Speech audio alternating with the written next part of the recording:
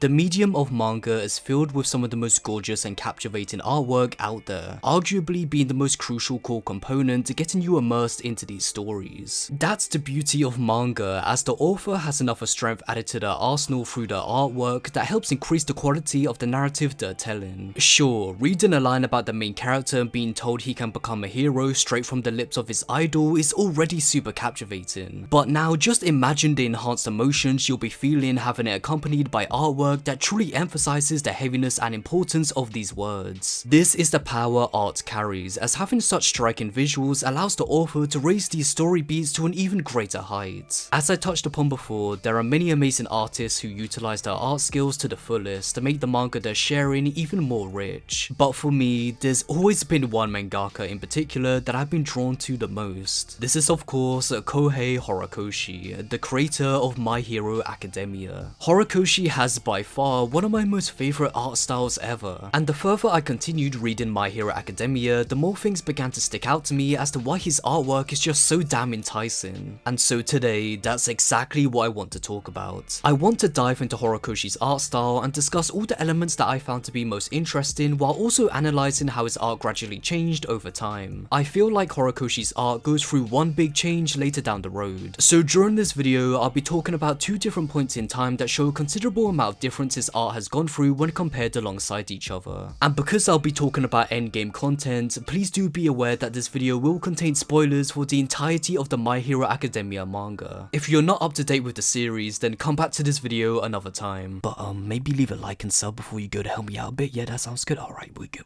So anyway, let's begin. And what better place to start than Chapter 1. Opening up the My Hero Academia manga for the first time, we're greeted right away with a double page spread which perfectly sets the stage of the type of world Horikoshi wants us to engage with. It's a simple but really effective shot that creates a sense of scale for not only the reader, but Deku too. From the gorgeous detailed scenery to the standout character designs, Horikoshi does a brilliant job at pushing his art to the forefront right away, as we can already see the visual storytelling being set. Despite Deku being the closest character to us on the page, he's still so small compared to the grand scheme of things taking place in this very image, to the point where he honestly blends in fairly well with the crowd, looking like a normal school kid passing by, as at this point he's not anyone special just yet. Horikoshi succeeds at allowing his art direction to do the talking. Speaking of allowing the art to get the message across, let's take a look back at one of the examples I brought up earlier, where All Might tells Deku he can become a hero. The speech itself is strong, but man is the imagery even stronger, as they both work hand in hand.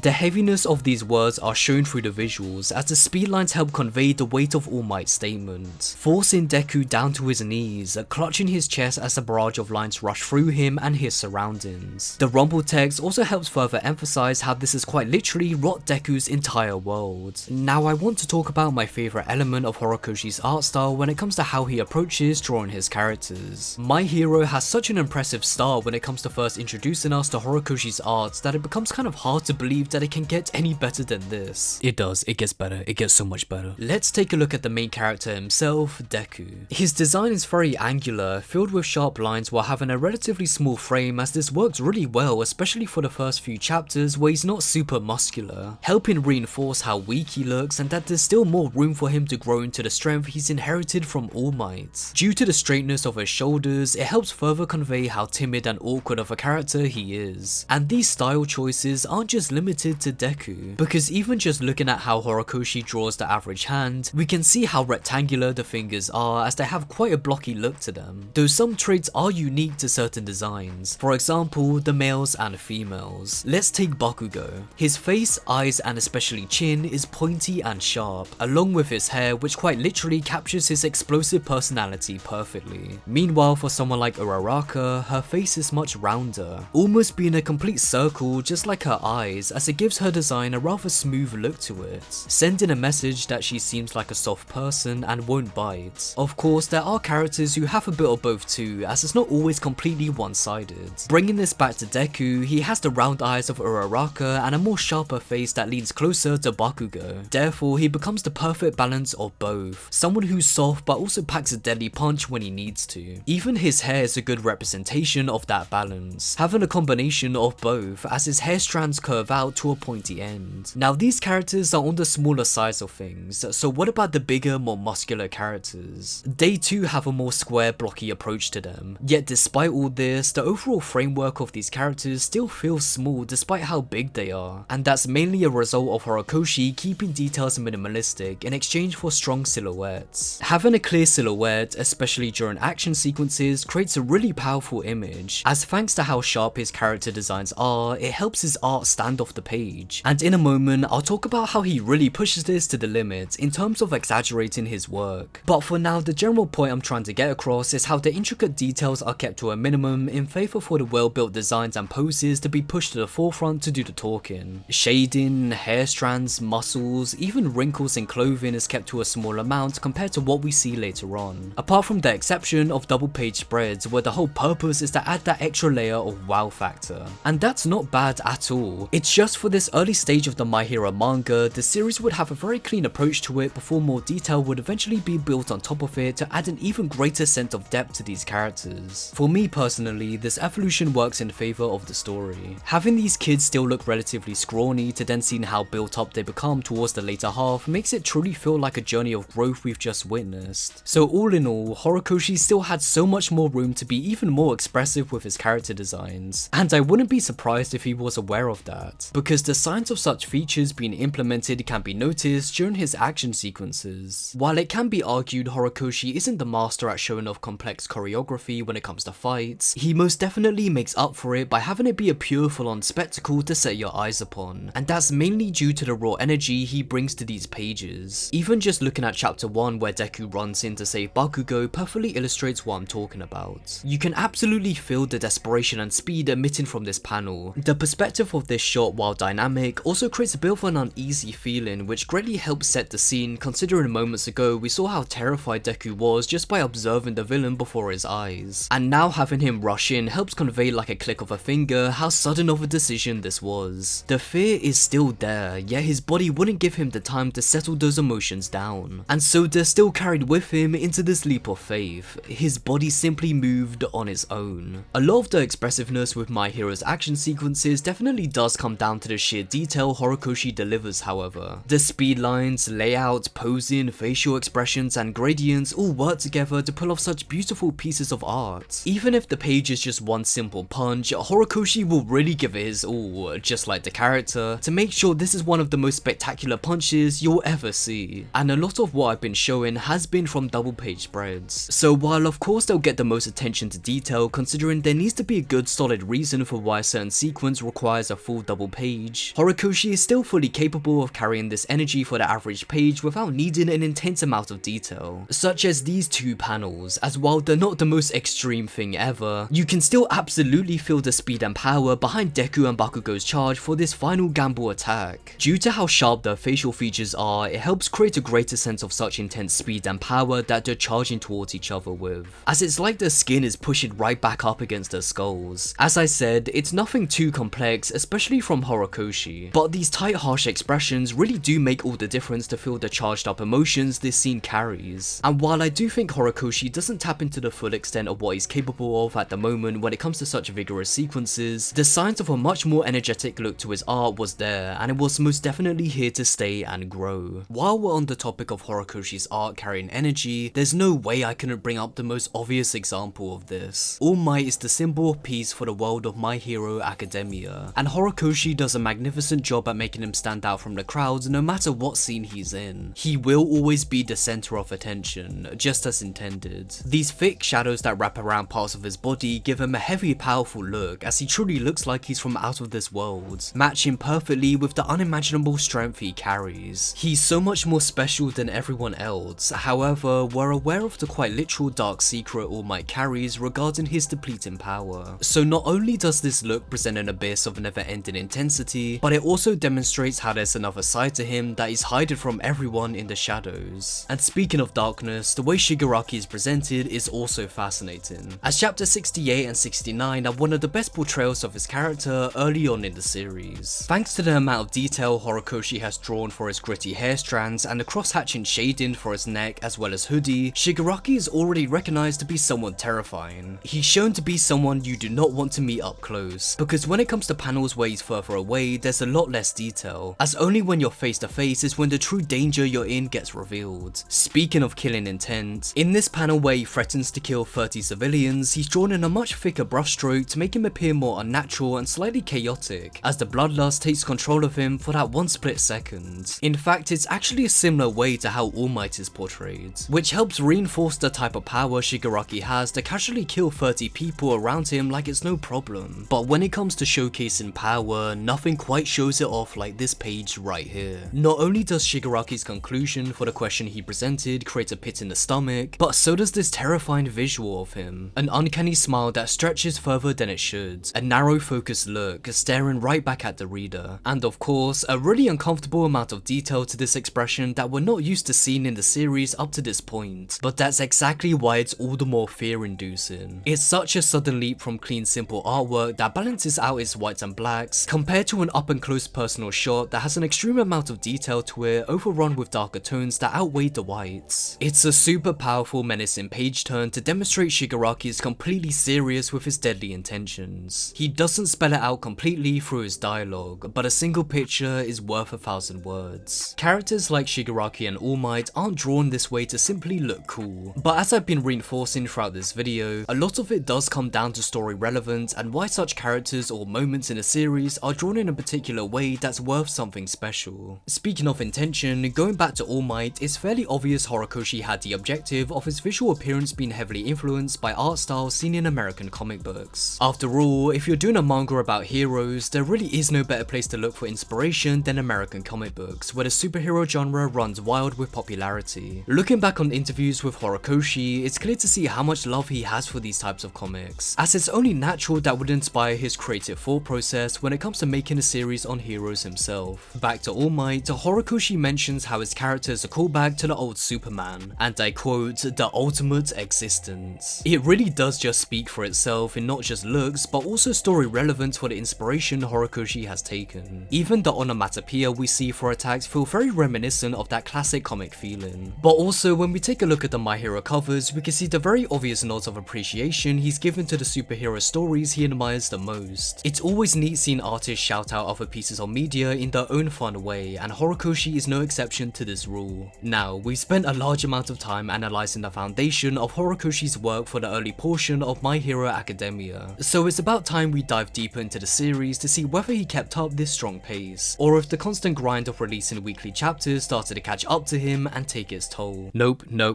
it doesn't. It gets better. It gets so much better.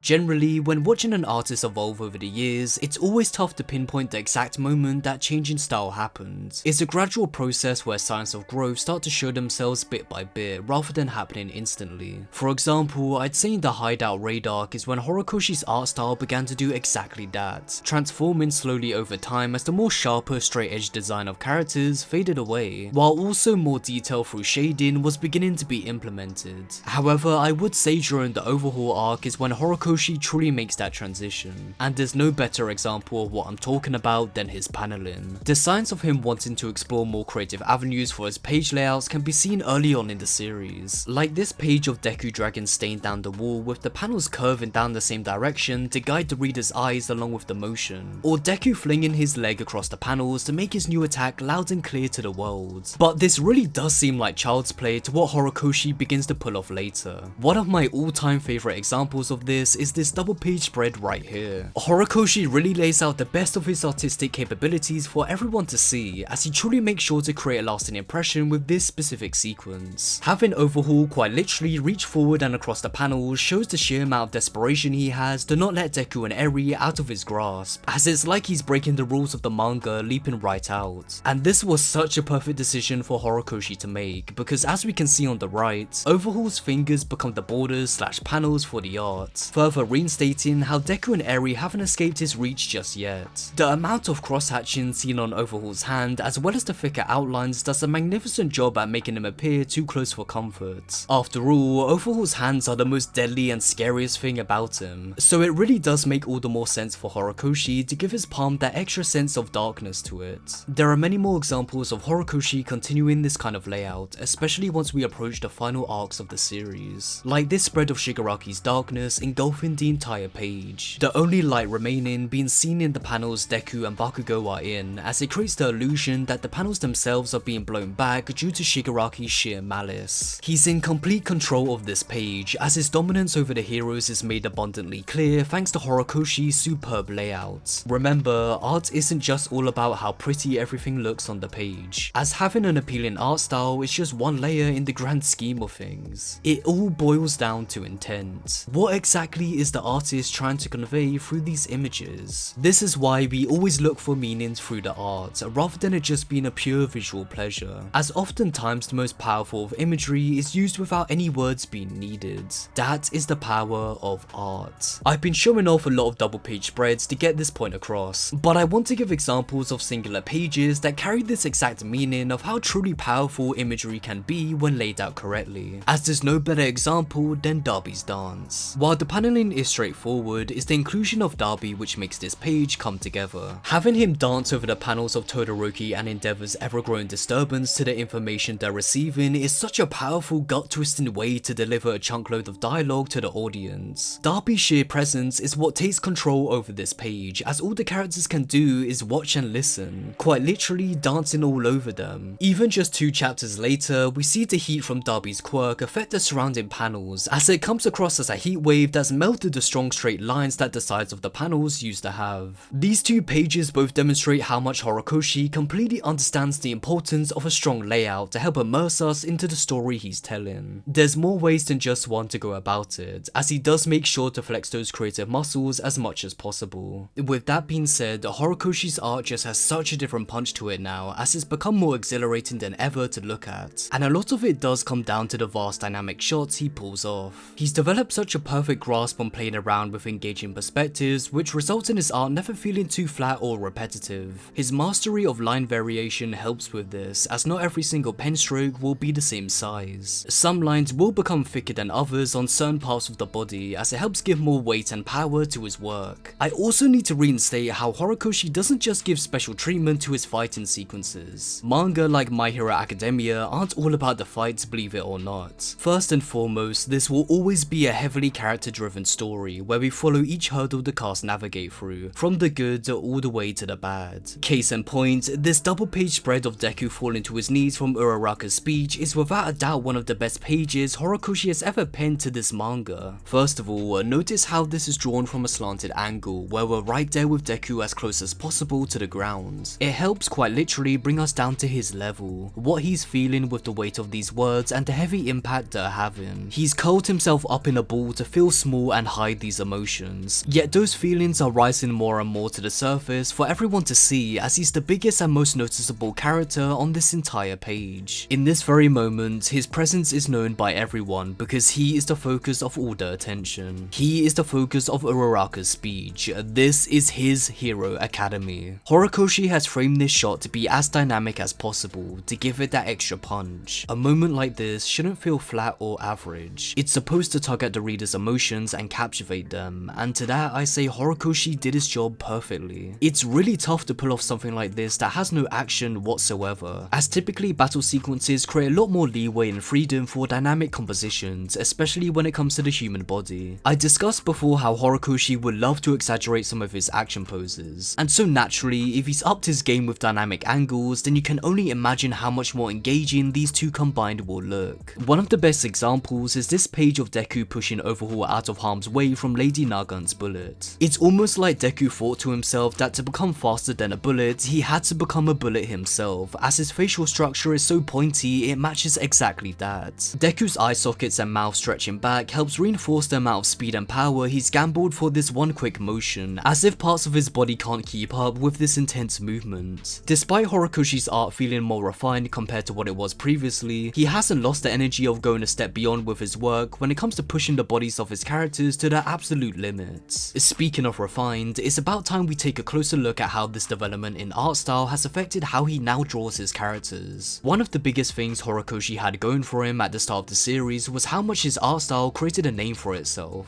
These sharp character designs had a ton of personality to them, and that's not me saying Horikoshi's current style has been removed of that, but it's clear how both of these time periods give off completely different vibes. Each can still be enjoyed, just in their own unique way, and I think that'll forever give a permanent charm to his work. Over time, he began moving away from those pointy hard angle designs and started being much more comfortable integrating more roundness. The smoothness that was once mostly seen on his female characters have now completely crossed over to pretty much every male character, and approaching all of his designs through this method clearly gave Horikoshi more freedom. It can be argued that his previous style restricted him in some ways due to how it was all drawn in such a precise format. Everything kind of needed to be straight edged, but with that simple act of making things rounder, it opened up more avenues for Horikoshi, and one of the best examples of this is seen through his shading. Thanks to this curved method, it allowed him to draw his characters with a greater sense of depth, as this is shown from how he shades shadows wrapping around the face with the rounder designs in mind, creating a much more three-dimensional feel to it. It definitely reminds me of shape shading, a practice artists will do to learn how shadows and light react to objects, and for this case, it's a sphere. As you can see, the shadows and light all seamlessly connect and work together to wrap around the object, giving it a strong, prominent 3D feel. Now, if we compare it to a cube, while it definitely is able to become three-dimensional too, there's still always going to be that quite harsh cutoff point between the light and shadows, as they're a lot more restricted to certain sections of the shape. It for sure carries its own special flavor that the sphere won't be able to match, but the same can be said vice versa. These examples are both effective ways to look at Horikoshi's old and current art style, as it's not like either of these two options are objectively better than the other, as it all comes down to personal preference. But for me, that sense of connection and flow in shading seen in his present day artwork is a much more complete look, as it absolutely feels like more freedom has been granted for him. There's no words to describe it other than beautiful. While we're on the topic of Horikoshi being more detailed with his approach to shading, I feel like it's also worth mentioning the amount of effort he puts into the clothing. He does a magnificent job at conveying the weight and strength of these outfits, as he often uses a great quantity of strong shadows and cross-hatching. One of the best examples is Vigilante Deku's costume. Horikoshi perfectly displays how worn down and tattered the outfit is due to the excessive amount of hatching. We can tell it hasn't been washed in days, and it's extremely damp from how black and withered it is. It gives off a gritty dark look, as it's still to this day one of the most eye-catching unique designs Horikoshi has ever penned,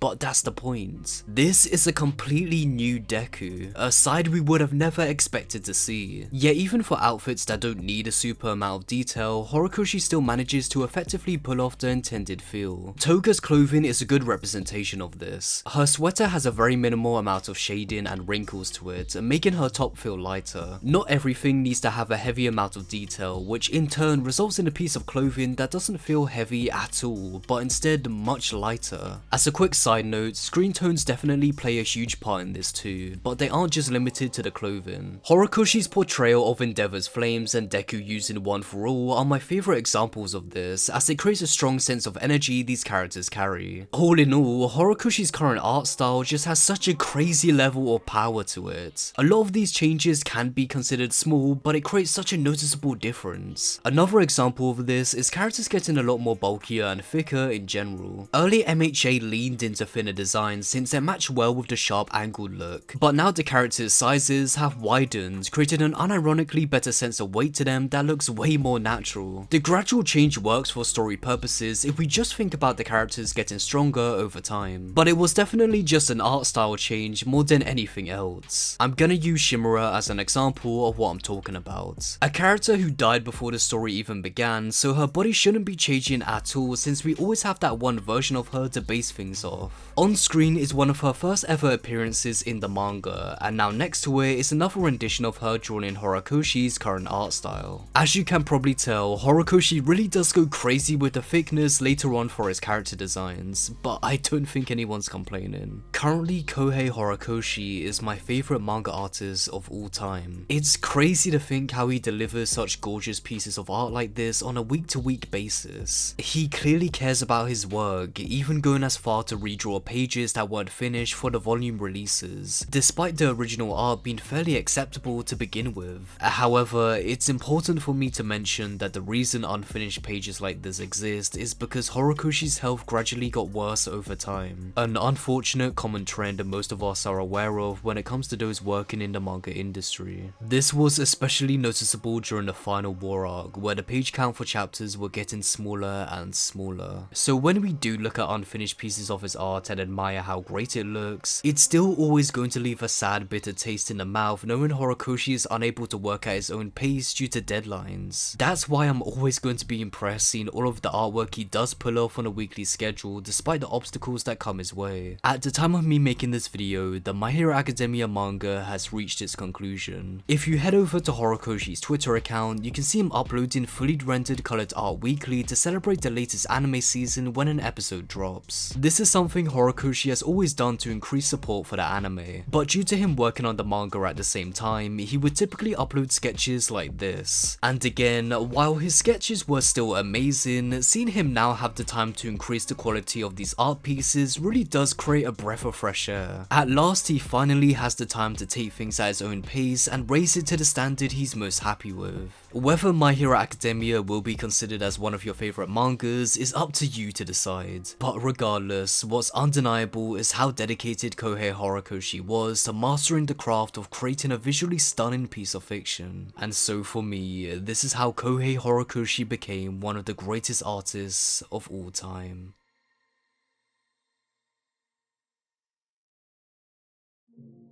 And that's a wrap for this video. If you did happen to enjoy what I talked about today, then please show your support by giving the video a like, hitting the subscribe button, and turning on the notification bell so you can get notified when I drop my next video. It's for free and it lets me know you're enjoying my content, so if you're at least a slight bit interested, you might as well stick along for the ride. As well, do follow me over on my Twitter account at MikeyUbi. It's the place where I'm most active, so if you do want to message me over there, then feel free. My Discord server is available down below in the description to join also if you wish to hop in and chat with not only me, but as well as many others from the anime and manga community. And of course, please do comment below in the video if there's anything you'd like to talk about, whether it's to do with My Hero Academia or anything anime and manga related in general. Whatever the discussion is, I'll make sure to check it out. And with this, thank you all so much for watching the video to the very end. Hope you all have a great day and bless.